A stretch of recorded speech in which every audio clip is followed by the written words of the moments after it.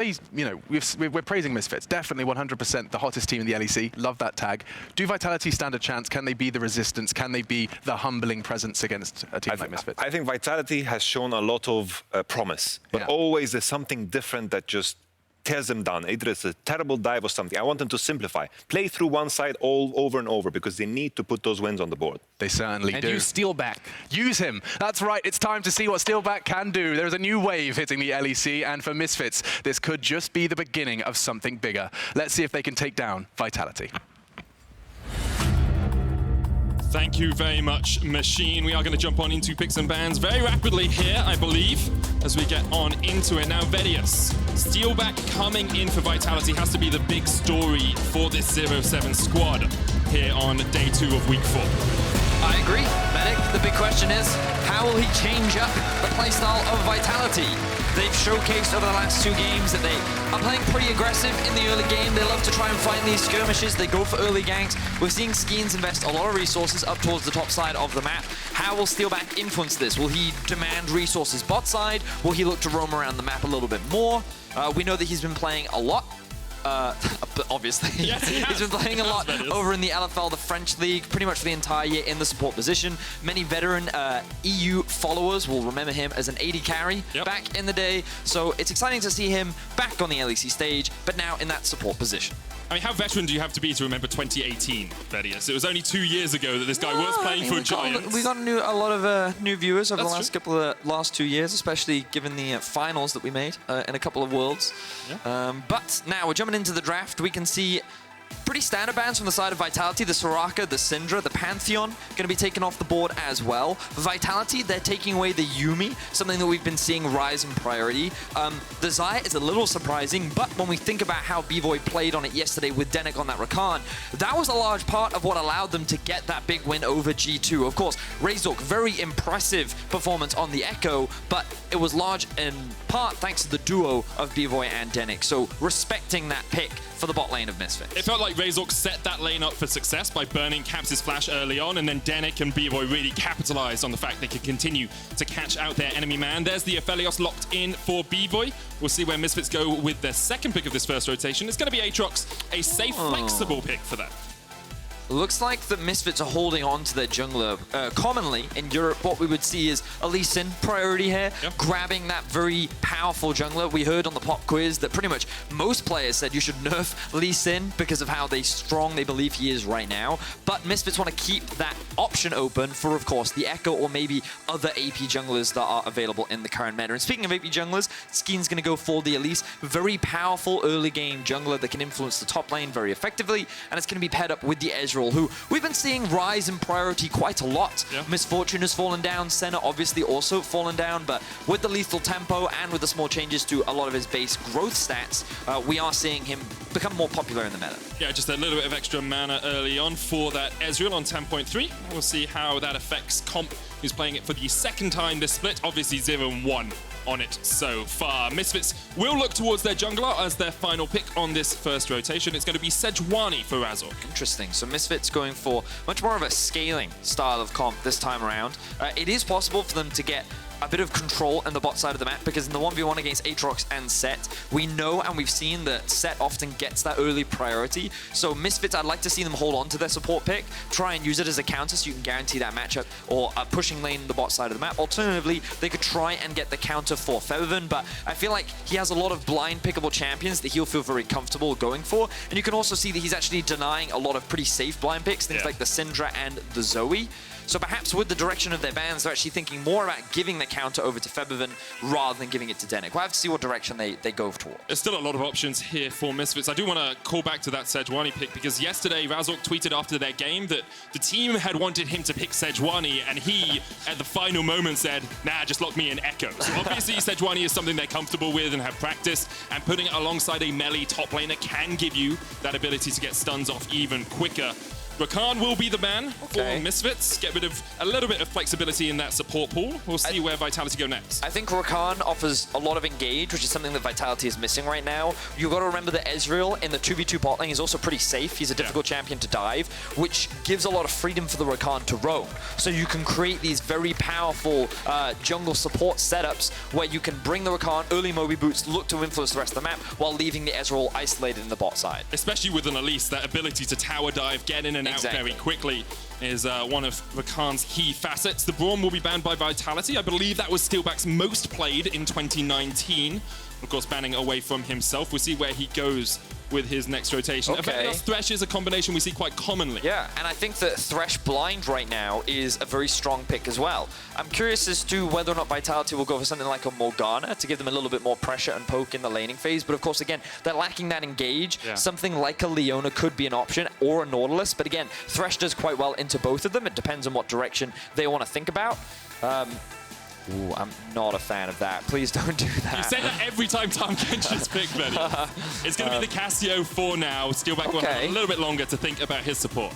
Cassio blind. We know that this is a comfort pick for Saken. This was something that he brought out a lot in week 1, and he had a very solid performance on it. Offers that additional AP damage. Really good gank setup in the mid lane as well, because you throw the miasma down, the enemy doesn't have time to flash, which means that the Elise can flash over, land the cocoon, then you find yourself with a very quick kill. I think it offers a pretty powerful mid-jungle duo. Oh. And they're going to go for the Pyke. Okay, so Pyke can generate a lot of pick power, goes towards that roaming style, similar to what we were talking about for the Rakan. We expect to see Steelback moving around the map probably quite a lot in the early game, going for those early Moby boots, working with Skeanz to look for those early kills, and we'll see if Steelback can influence the rest of the map and perhaps help Vitality convert those early game skirmishes and leads that they are finding into bigger advantages that they can look to win the game with. Yesterday, they were about 1,300 gold ahead of Fnatic early on in the game. It was only 6 minutes in, and then they started to lose out. But Steelback, known for his roaming, known for his teaming up with his jungler, this is the composition in which you'd want to do it. Final pick was LeBlanc for Febi, as expected. And I was wondering if that Ezreal would stick in the mid lane. It's switched back to AD carry, unsurprisingly. So the LeBlanc is a little surprising to me, given that they knew the Cassio was going to be coming out. Well, they steal the Cassio, which means they had more room to counterpick. I think by picking the LeBlanc, it's much more of a skill matchup.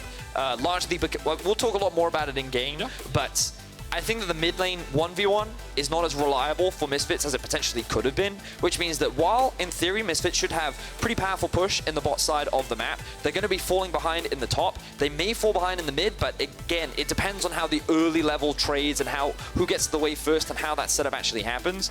I'm really interested in how this early laning phase goes, because I think it's going to influence a lot of what Skeanz is able to do on the map, and that's going to be the most important part. By playing this Elise, you're not going to have the same late game scaling value that a Sejuani has, which means you're going to have to rely on him to help your laners get those early kills, try and facilitate a successful early game so you can transition that into a powerful mid game where you have things like the Trinity Force, Power Spike on both the Set and the Ezreal, which is where you'll look to be pretty strong for Vitality. You want to try and align with those power points, get those first items in, and see if you can snowball the game away from Misfits. Misfits, of course, haven't talked about them much, but they're on a 5-game winning spree. First team to take down G2 yesterday. The last time they won 5 games in a row was 2018, Vedius.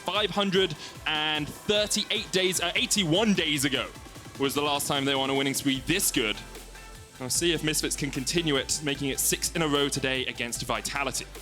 We're going to be jumping into game now, and yeah, we'll see if the change of Steelback can be enough. We'll see what Misfits can do. Can they keep the winning streak going? Taking down G2 is definitely a momentous occasion. They're going to ruin the 18-0 split. And again, a lot of it came off the back of a very successful bot lane, along with Razork performing extremely well. So I'm excited to see if they can maintain that level of performance coming into today, as we are now jumping onto Summoner's Rift.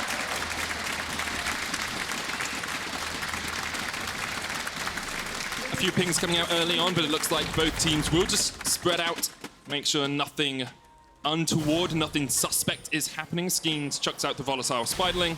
Razork will know that Elise is on this top side. But Betty, there's a lot of different matchups to talk about here. You said you wanted to approach the Cassio LeBlanc one. Is that where you want to start? I want to look at it early when the minion waves hit each other, because something I've been talking a lot with my colleagues about is An easy way to determine which mid laner is able to get early push depends on how quickly you can kill the melee minions, right? Because with the melee minions out of the way, it gives you easier access to harass your opponent, but also they're the kind of beefy front line that once they're gone, you kind of then have the wave in your control. So when you look at mid lane champions, you have to think about, okay, when comparing the two, who can clear those melee minions first? And you're looking at Cassie and like, okay, she's probably going to start with the Q at level 1. Right now, she hasn't started with anything yet. Going to wait for the minions to arrive, of course. But then you'll use that Q to throw down on the melee minions, and of course you're hitting all 3 of them. Yeah.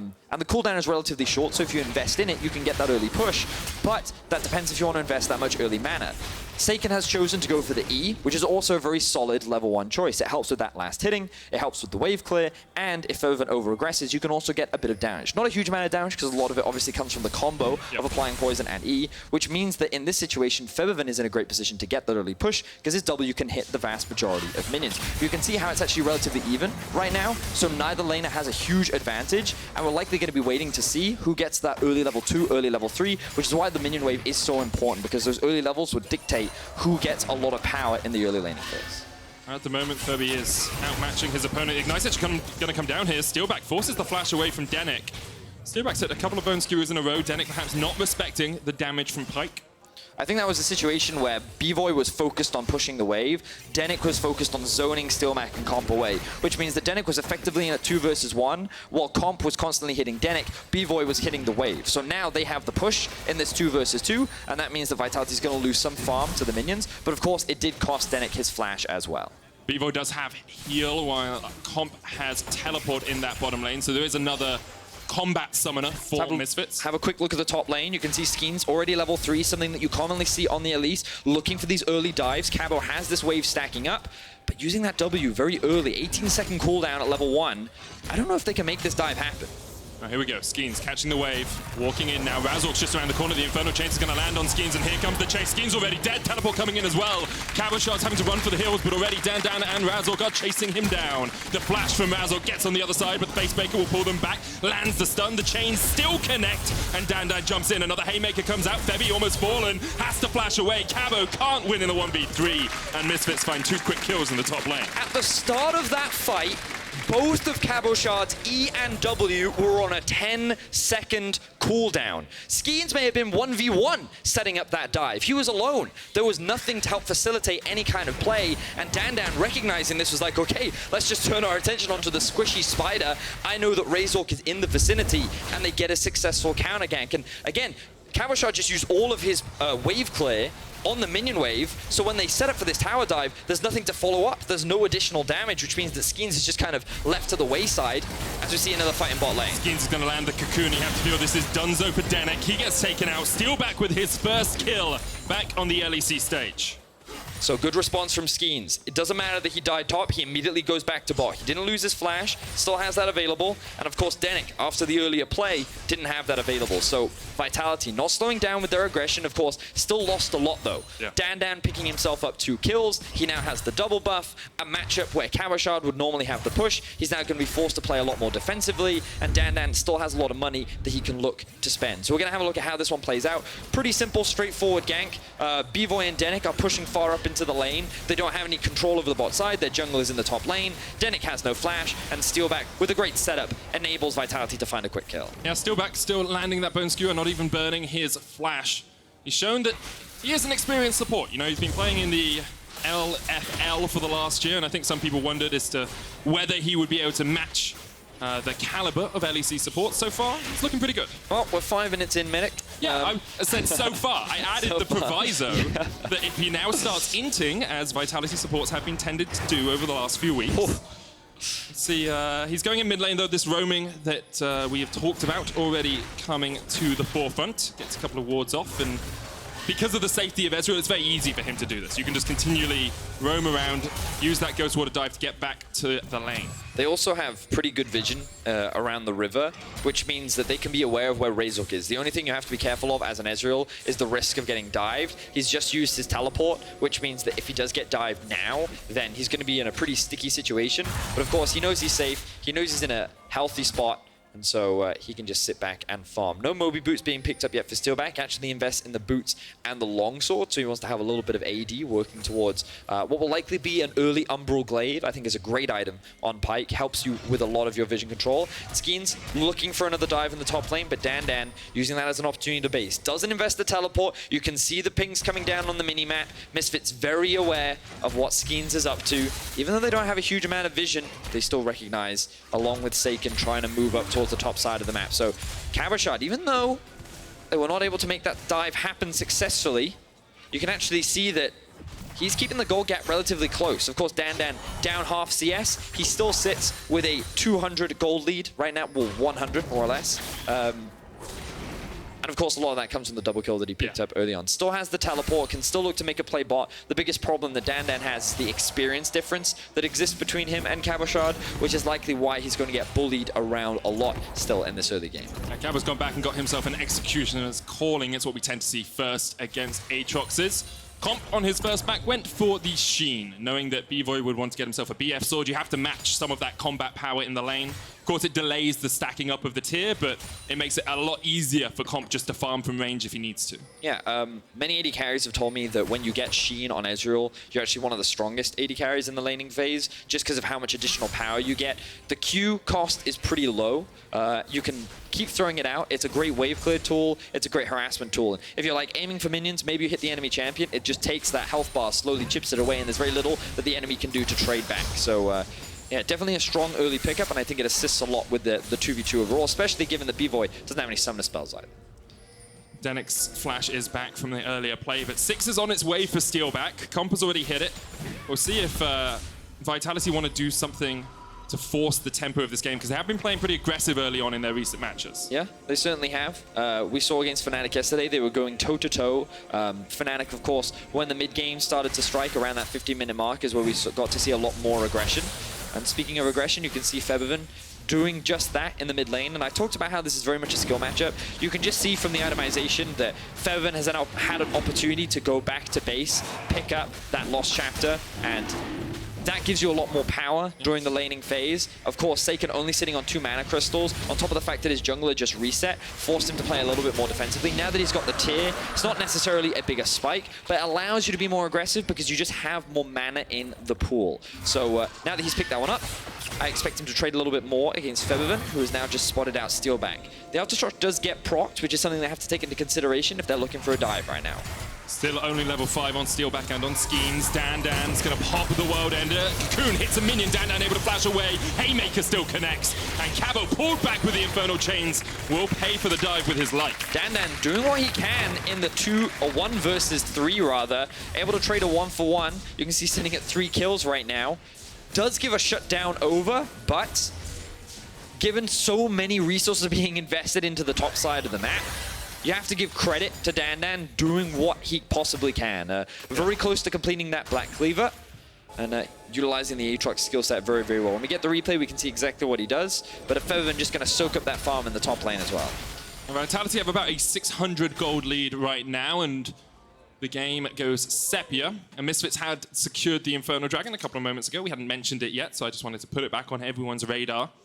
And it was interesting to see that trade because Misfits actually went straight for the Infernal Dragon at 8 minutes, and we saw Steelback going up towards the Rift Herald at 8 minutes. So it's usually what you see is teams rotating their AD carries across towards the Rift Herald, and maybe Vitality were anticipating Misfits doing that, and Misfits decided instead they would just go straight towards the Dragon. I mean, maybe, but I also think that... hypothesizing better. I mean, yeah, no. That's why I said, yeah, maybe. That could be one reason. Another possibility could be that Vitality do have a tendency to play towards Cabochard.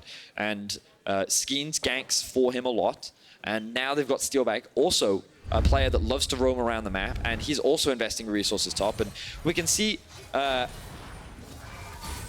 First things first is the ultimate gets used onto Dan. Really good flash there from Cabochard with the W. Of course, the problem with doing that is you lose the shield to help secure that kill, and then because of a really good Umbral Change that was thrown out by Dan, you get dragged back underneath the tower.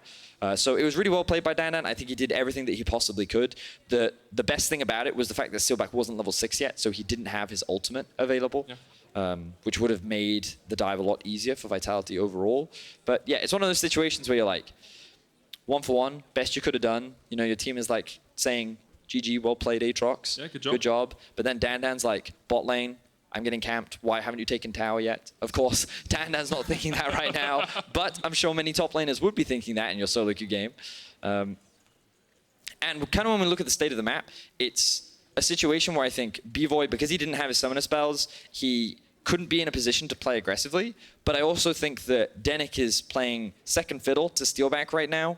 He has also now completed his Boots of Mobility, but you'll notice that he's moving a little bit behind. And part of the issue that Misfits do have with their comp is the fact that Sejuani and Thresh doesn't quite have the same kill threat as an Elise and a Pyke does at this point in the game, especially once Steelback gets level 6. That is a scary duo that you don't want to run into. So the best thing for Misfits to do is to actually just actively avoid them and move to the opposite side of the map, which kind of ties back into what you were saying, where Misfits immediately, rather than trying to counter dive, they just went towards the Drake because they recognized this is probably the best play that we could do.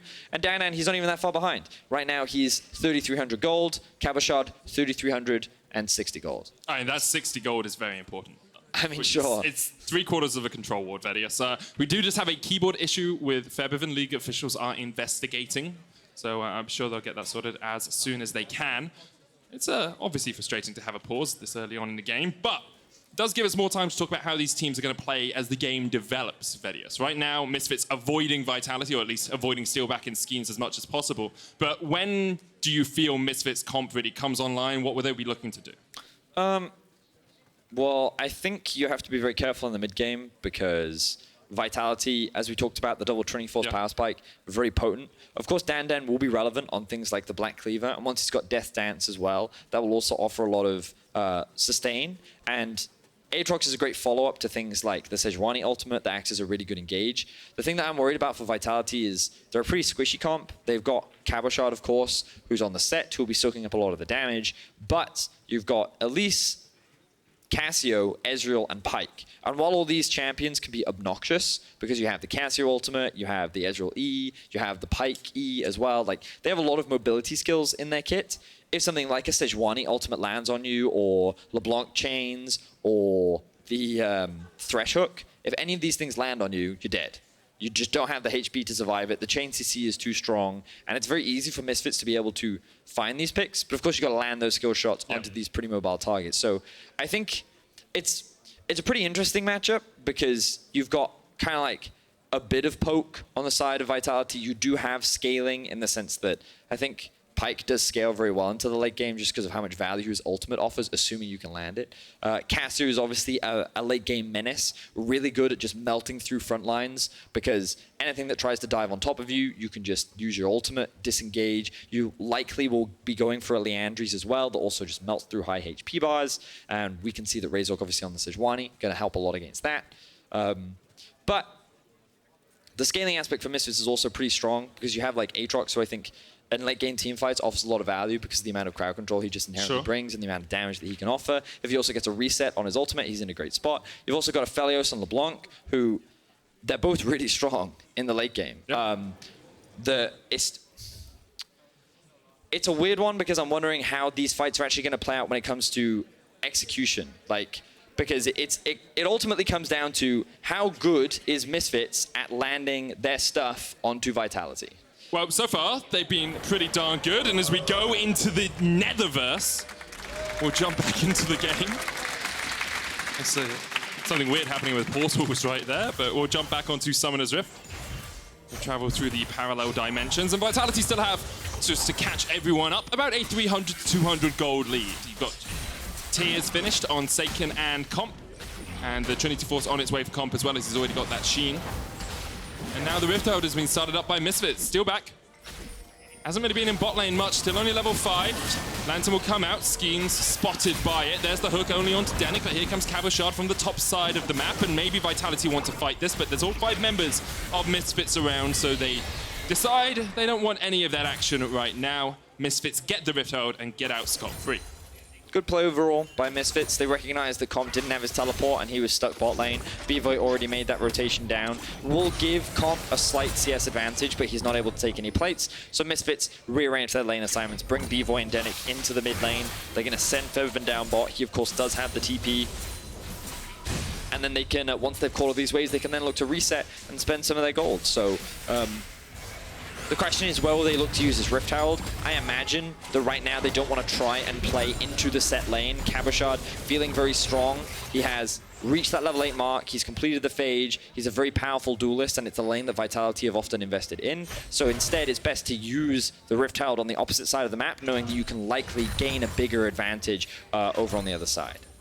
Now, Febiven was the player on the other side of the map. Saken trying to match him as he came forward, but it's a little bit wary because there's no vision for Vitality down in this bottom river. It would make it very easy for Razork to come across and look for a dive on the Cassio.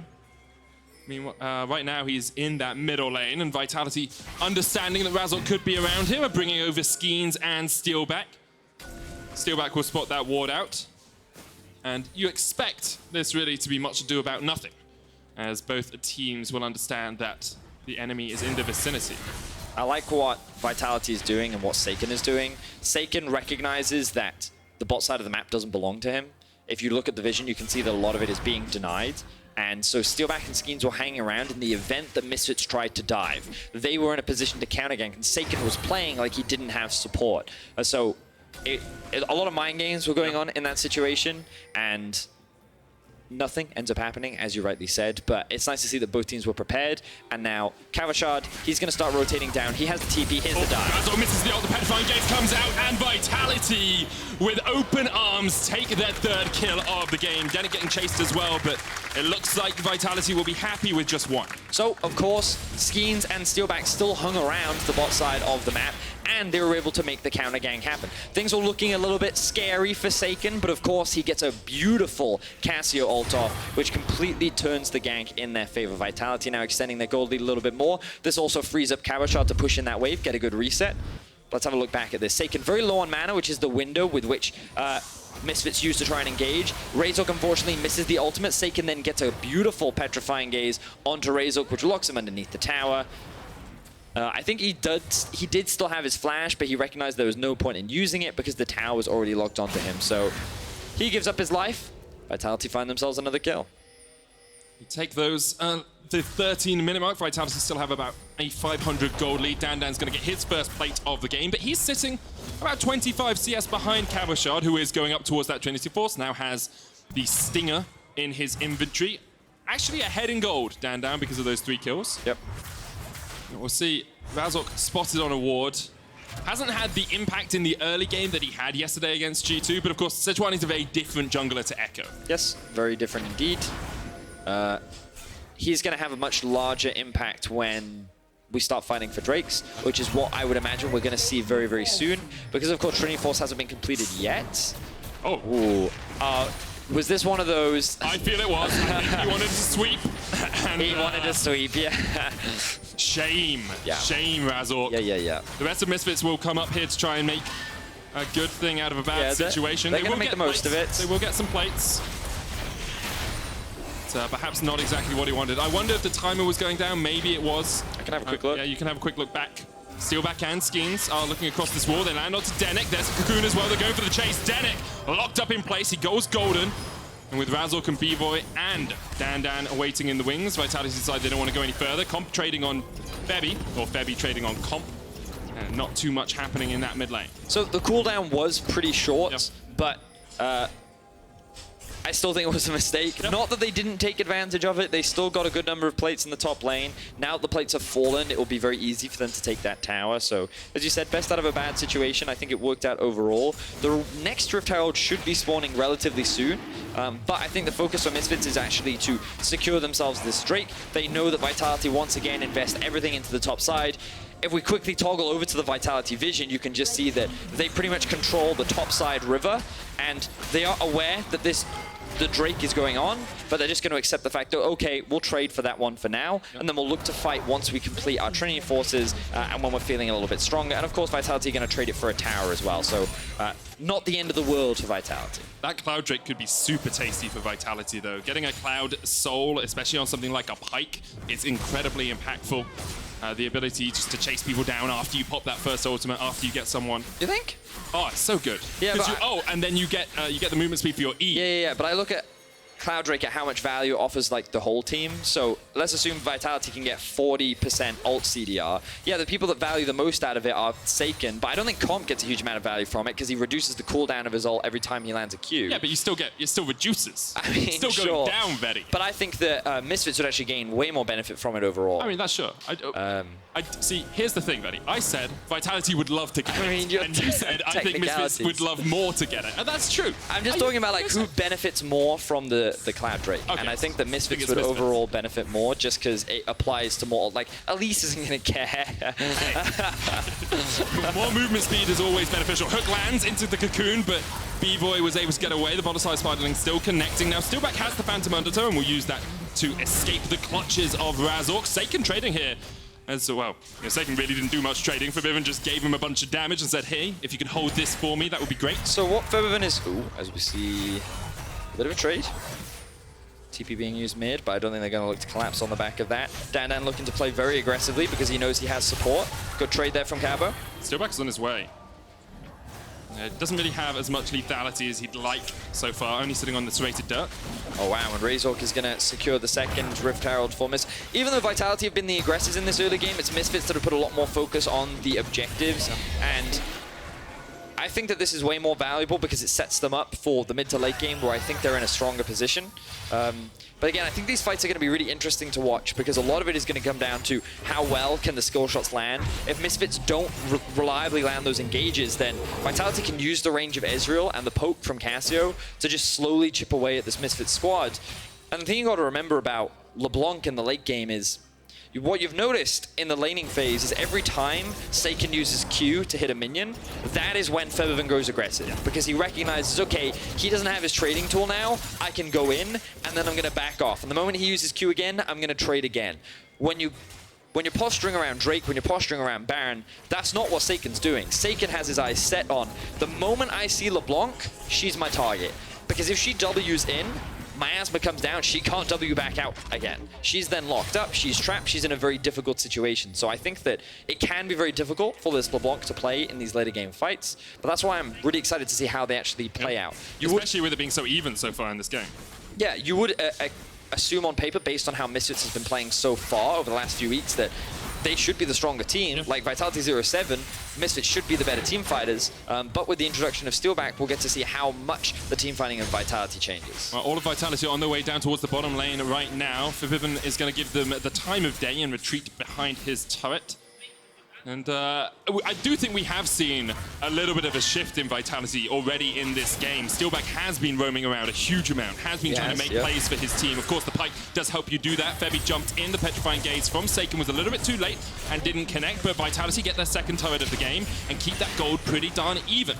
I like what Dan's doing in the top lane, though. Recognizes where Vitality are on the map, pushing this wave in. He's actually closed the CS gap pretty dramatically, and he's sitting with a 400 gold advantage over Cabochard. Considering the amount of resources he's had, Dan is doing an excellent job, and Misfits also going to use the Rift Herald to secure the mid-tier 1. So Misfits playing the map very well right now. They're punishing the positioning of Vitality, and Vitality are only getting small gains, whereas Misfits are getting a lot more. That is what you expect from a team that's on a 5-0 winning spree. Misfits only, well, their last loss was in week 1.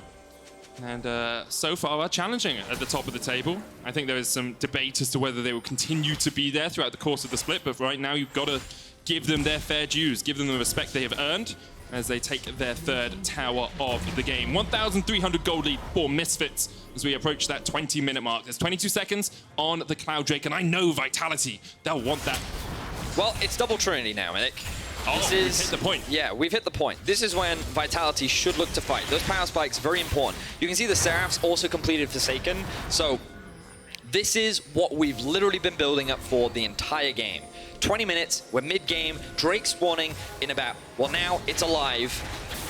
This is the fight that I've been seeing. Like, how will it play out? How will it execute? What will both these teams do? Vitality start this one off. If there's no fight now, Vedius, I'm going to be very annoyed. Bone Skewer coming out, only lands on Denyk.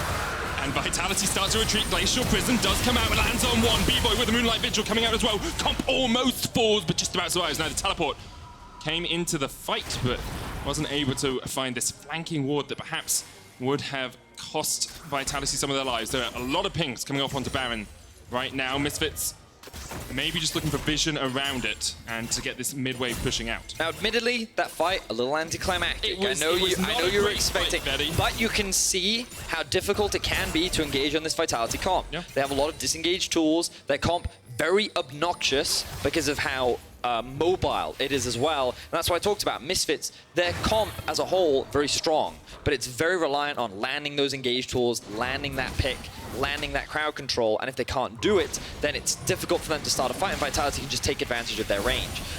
Razork now could be in some danger. Lands. Oh, that was beautiful. You could see it coming, but still meant that Razork had to burn the flash. The face break is going to come in as Skeanz is on the chase.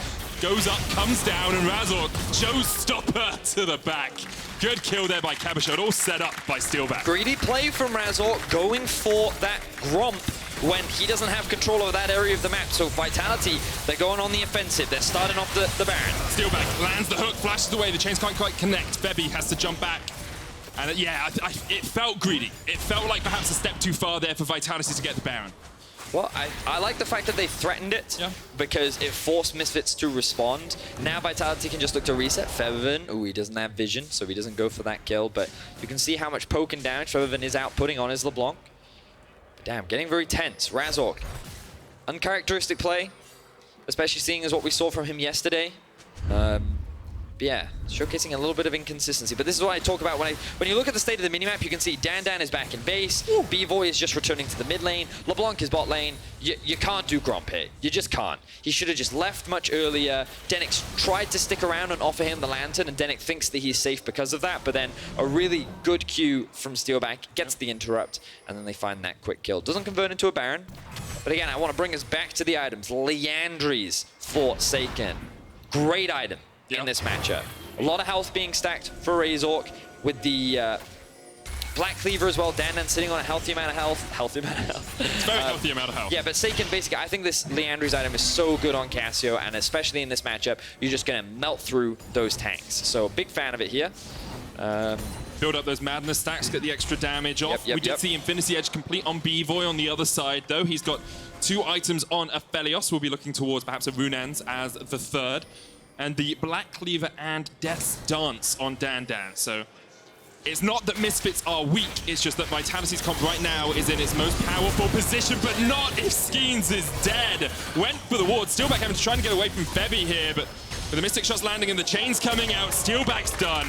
Misfits find 2 quick picks in the river. And we talked about how Misfits comp is good at finding these picks. If you land a hook onto these squishy targets, you die. And we saw it happen back to back. Skeanz get hooks, instantly one-shot. Steelback gets caught, instantly one-shot. Now with 2 members of Vitality dead, Misfits start off the Baron. The two-shot barrage actually missed the Baron. Febi going in, comp able to jump away. Are they going to fight it? They're going for it. They're going for it. Saken off towards the top side. Moonlight Vigil doesn't quite connect, but where's Dan? There he comes from the side. Out of the darkness comes the world ender. Comp is already done. Cabochard's caught in the pit, and he goes golden, but the only medal you're getting is 2nd place here, Cabochard. Taken out in the Baron pit. Saken looking for the steal, but Denyk lands the hook across the wall, and the chase is on. There's the Baron. There's the 3rd kill of the fight as the Petrifying Gaze won't quite connect. Saken, well, he's going to fall in the end, you have to feel. He flashes away. Febi. Oh, Skeanz came in from the bottom side. Febi gets the kill. Skeanz goes down. Vitality are just walking into their doom. And Misfits absolutely massacre Vitality. Pick after pick, kill after kill. Misfits secure themselves the Baron and now have firm control over the game. This is where things start off. Skeanz sees a control ward, single hook into 1 shot from Bvoy on the Aphelios. Febiven sees Steelback and he's like, oh, hey, Pike.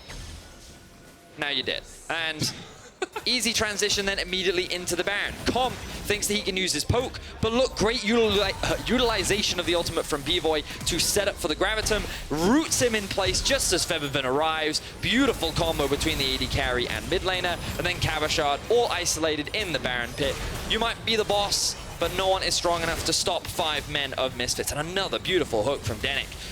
This support player really has showcased what he's capable of over the last 2 days. Yesterday on the Rakan, today on the Thresh. Yes, the early game was a little bit slow for Misfits, but it's kind of what we expect with their comp, and now we can see in this mid-game, Denyk doing a great job. Didn't see that Febi died at the end. Good shutdown there from Saken, at least taking 1 Baron buff off. Of course, LeBlanc can be put in a side lane in a 1v1. That's actually what Misfits are doing right now.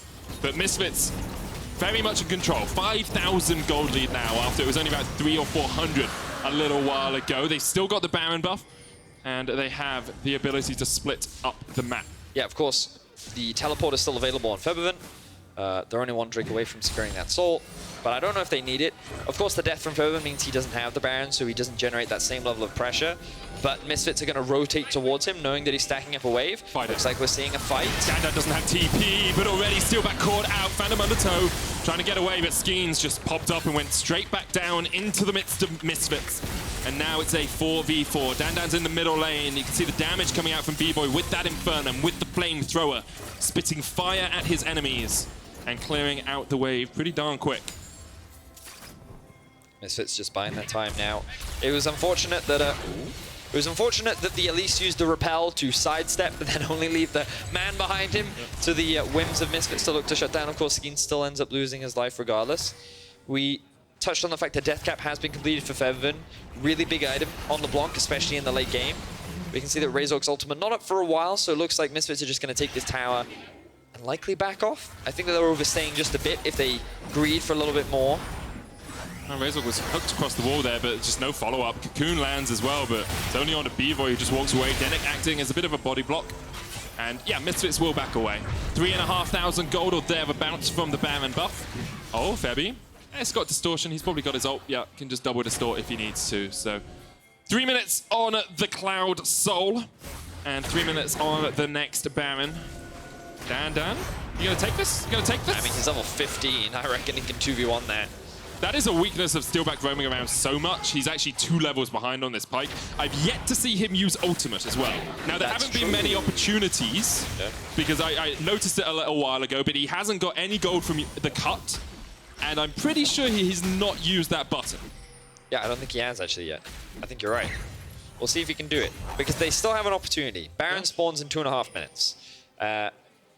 Vitality is strong, but not as strong as Misfits, which means that they're going to have to find a pretty big pick if they want to stand a chance of turning this game around. Misfits is at a point now where it's a lot easier for them to start these fights off. They're so much stronger in these fights. Febiven actually sitting in the top lane. Here we go. Fight about to start. From Denyk, as Cabochard is there on the front line. They're looking for fight. The showstopper to knock him back. Okay, there we go. 1 kill for Vitality. Comp wasn't even there with them. And that is the start of something, perhaps, for the predominantly French Vitality squadron. Well, Steelback did use his ult this time around, does help secure the kill, which means that he will be getting a bit more gold into his back pocket, and this will alleviate some of the pressure. No objective to be able to convert it into, and honestly a bit of a misplay there from Misfits. They committed 3 members to the bot side, they didn't have their AD carry with them, Febiven was pushing out top, and it was overall a big overstep for Misfits. Likely not going to cost them too much, still sitting with a 6k gold advantage. It's just going to hurt their KDA overall. And that's what we play for, Velius. Is it? Keep that KDA up, nice and high. Have another look at that play in the bottom lane. Misfits were the ones who are on the aggressive. Yeah, so you can see again, draw your attention to the minimap. You'll notice that Bvoy isn't there. Febiven pushing out top. And Febiven's just looking at this being like, guys, I'm not TPing into this. Why are we starting this fight? Because it's a pointless fight, you know? It's not over anything. You're not looking to contest an objective. You're just risking... well, you're risking nothing, and you end up getting punished for it. So, good stuff there for Vitality. I do want to bring attention to a couple of item completions. Cabochard has finished the Gargoyle Stone Plate, so if he's in the midst of a fight, be pretty darn tanky. Alongside that, we've got a Bilgewater Cutlass sitting on comp, and I'm wondering if that's going to be a Hextech Revolver, because I have been hearing a few rumors of some more AP Ezreal builds. Could, of course, just be the Blade of the Ruin King that we have sometimes seen. Well, we'll have to wait and see. Could, of course, go either way. I think it's more likely to be Blade of the Ruin King. I guess with the amount of AP they have on their team, having more physical damage definitely helps. But I also think that it just helps with trying to kite the LeBlanc, being able to get that bonus movement speed. I think is pretty valuable on the active. We can see right now Misfits just splitting up the map. They're playing through 2 lanes for the time being. Saken going to push out top. Of course, this will give access to the Baron for Vitality, and they do this very quickly because, of course, they do have the Cassie on their side. But it looks like they're just going to use it to find a pick. Razork stunned up before he can get the hook off. Flashes away. Moonlight Vigil won't connect. And Wants to use his flash. Steelback, yeah, it was flash. Well, it did flash away from the fight. Comp's going to jump here, but Misfits should be able to take this turret pretty darn quickly. Yep. With the way pushing in. Vitality Stay around Baron, though. Vitality tried to make a pick happen. They face-checked Razork, and of course they end up getting punished for it. Now we can see the Cloud Drake is, of course, alive, but I think the Baron is the focus. I like what we're seeing from Misfits. They're sending the AD carry to solo it. Very common strategy, because many AD carries at this point in the game can definitely do it. Level 16, of course, already completed. He's at 3.5 items, and now the Cloud Soul sits on Misfits' shoulders. That hurt. That was quite a crit coming off of Bvoy. Of course, still utilizing the long range of the Calibrum. Sniper rifle, the green one. That was the green one, is that not the white one? Oh, the Crescendum is the white one. Yeah, whoa, don't you get confused now, okay? I use the names. I don't need to color coordinate everything. There's green, blue, white, red, purple. And those are the 5 colors, and they all do different things. There are only 5 colors, medic. Why is yellow? Why is there not a yellow gun? No, we don't talk about yellow. Oh, okay. Now you can see, if you look at the minimap, again, good flanking wards available for Vitality, triple teleport available. But these waves are being pushed in mid and top. Cabochard going to reset, spend some of his gold. Let's see what he picks up. I think he wants to try and complete that Starix. I'm not sure if he has enough gold for it just yet. He's waiting, he's waiting, he's waiting. He does not. He doesn't. 680 gold sitting on the shoulders. Meanwhile, the Baron. Whoa. Well, we talked about the damage Bvoy can do. This is gone. Vitality don't even, well, maybe they recognized it was happening, but it's gone before they can react. Yep. 8,000 gold lead now for Misfits at 31 minutes and their second Baron buff of the game. So, Crescendum, really good at taking Baron, if you hadn't noticed. Misfits just 2-man that one. Take it without a response, as you mentioned, Medic, and now they can just start sieging onto the base of Vitality. Now, it is difficult to siege against the Cassio. Her miasma, really obnoxious, and if you get too close to the tower, that petrifying gaze comes out, and then you get stunned, and then you might die. So, Misfits want to show that respect, but they also want to break into the base. Yeah, you kind of have to, at some point you have to not respect. Yes. You have to go for the fight. So I wonder if Misfits will consider going for a dive. Of course, it's always a risk, but well, they're going to reset for now. Yeah. Taking it slow and steady. I think they can, if they look to play through 3 lanes, because they have both teleports up, I think that's fine. I don't think Vitality is likely going to engage on you. Oh, it's a smart little play. Yeah, we get to see the Blast Cone come over. You can see that he's using the green plus the white. So he's... the white gives you all the shurikens, and once you stack those up, which you can stack up pretty quickly, because what he did... Oh, actually, it was pretty cool what he did. So he basically spends all of his ammo on getting the Sentry turret up, yeah, the sentry up, which then helps him generate a lot more turret stacks. And then he gets Severum as well, which when you Q, it gives you a lot of additional damage. Yeah, so like he combined like 3 guns there into helping take down the Baron. Just Aphelios things. Just Aphelios things. A weapon for every kid. He reminds me of Inspector Gadget, you know? Oh, struggling to get into the door? Here, have a gun for that, you know? Building a table? I've got a gun for that too. Is it called a nail gun? Could be. Building tables. Vitality here trying to defend, but push in 2 lanes from Misfits so far. Dandan's in the top lane. Decoy quite low, but look at this damage on Comp. Dodges away from the Moonlight Vigil. Dandan's coming in to Cabochard off towards the top side. 2-level advantage for Dandan. Bvoy's full health again. Welcome to Severum. Now, Comp, he is not full health again. Did go for the Blade of the Ruin King, but these turrets under fire from Misfits as they try to break the base for their 6th consecutive game. Teleport. It's a flank. Oh, it's Talked a flank. about it. Saken flashes forward, but everyone looks the other way. Doesn't stare into the eyes of the snake today at Cabochard. It's not really a flank if you're left all alone. Skeanz is just dead. Dandan's fighting off the rest of Vitality. Cabochard, well, you're doing some good damage, my man, but you can't take them down in a 3v1. A double kill coming for Febby as Dandan he walks straight through Steelback. The Pike does nothing in this situation. Pulled back, goodbye. That is one of the cleanest aces I've ever seen. Misfits really don't even lose too much health, and they will take down the Nexus turret, and with it, the Nexus in their 6th consecutive game. Misfits stand atop the LEC at 6-2. Well played from Misfits. Little to criticize, really. We saw Vitality trying to be aggressive in the early game, but of course Misfits answering in many occasions. They countered the dive in the top lane, giving them those early kills.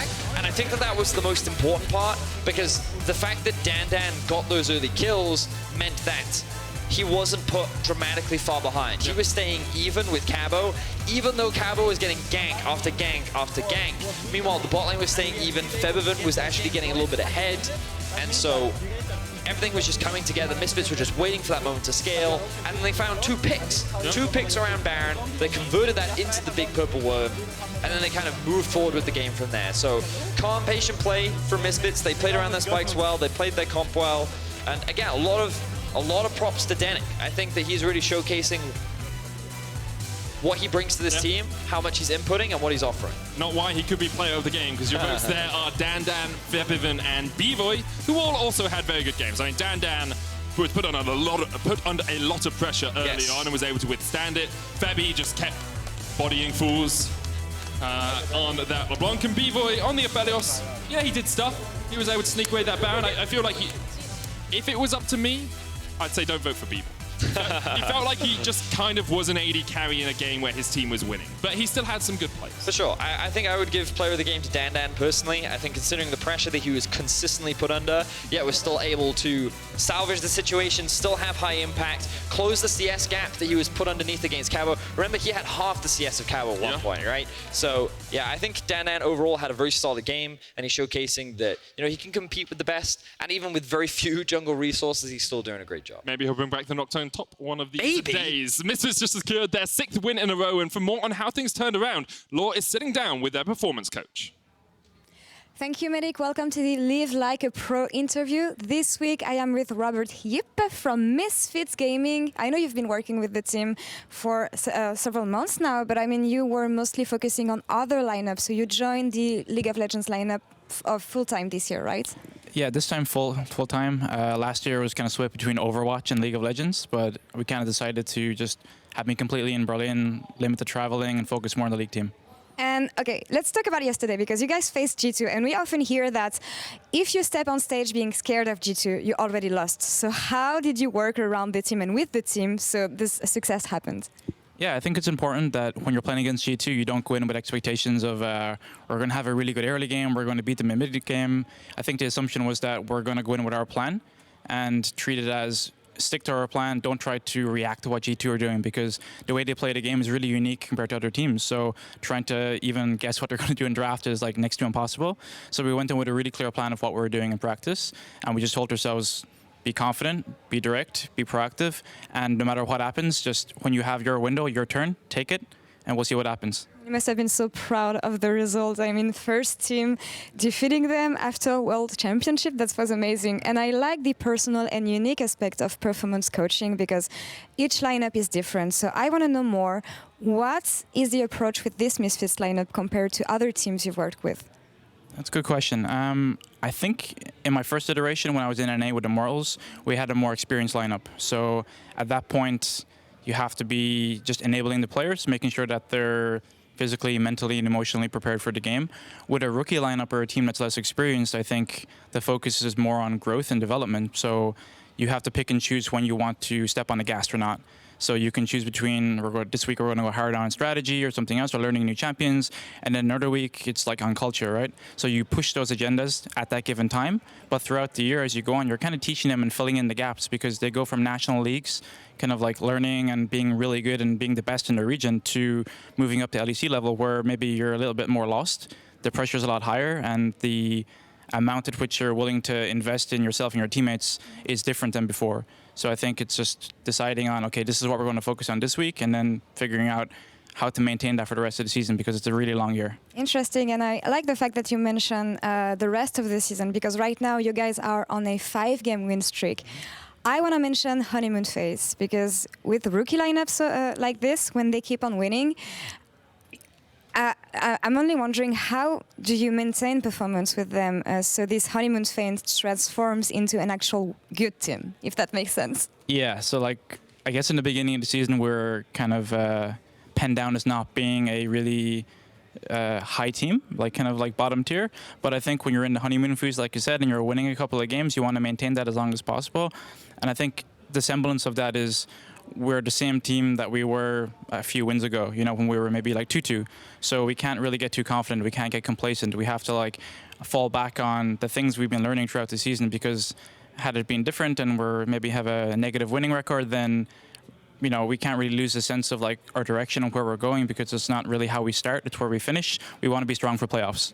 Managing expectations then. Now something I don't often mention, but I think it's interesting here, the coaching staff aspect. We were talking about this before the interview. You're also helping the coaching staff, right? Yeah, like for me, I think it's my personal style. My preference is that when I go on a team, I like to work with the coaching staff. So right now we have amazing Maurice and we have Handro, our head coach. And both of those guys are exceptionally skilled in what they do, and they bring something different and unique to what the other person has. Like we have Amazing, who has a lot of playing experience, and Handro, who's like really smart, really structured, really formulated, and he's got a really good personality about him. And I think between the three of us, we all kind of lean in towards what we're strong at various times to get the most out of the team. And with these guys, it's just really easy to kind of get on the same page. We bump heads sometimes, but it's really a difference in how we're going to execute our plan rather than vision. And I think coming into work every day just like feels really good with these guys. And it echoes to what Amazing said to me last week with the existing synergy within the Misfits coaching staff. Yeah. Last question here. Where do you see progress with the team, and where is there room for improvement? I think regarding improvement, we're kind of ahead of schedule regarding like our wins and our losses. I think we still have a lot to learn. I think right now we've done pretty well with the cards we've been given regarding draft and how we play on stage. I think the more we play on stage, the better we're going to get. We might lose a few games along the way towards the end of the season, but those losses will actually help us a lot more than, you know, scrappy wins or anything like that. I think we need to learn how to come back from setbacks as a team, because right now we can see that we're already dealing with success pretty well. And I'm really looking forward to how far you guys can go. Robert, thank you for the interview. Much. And we're going to take a short break, and we'll come back in a few minutes.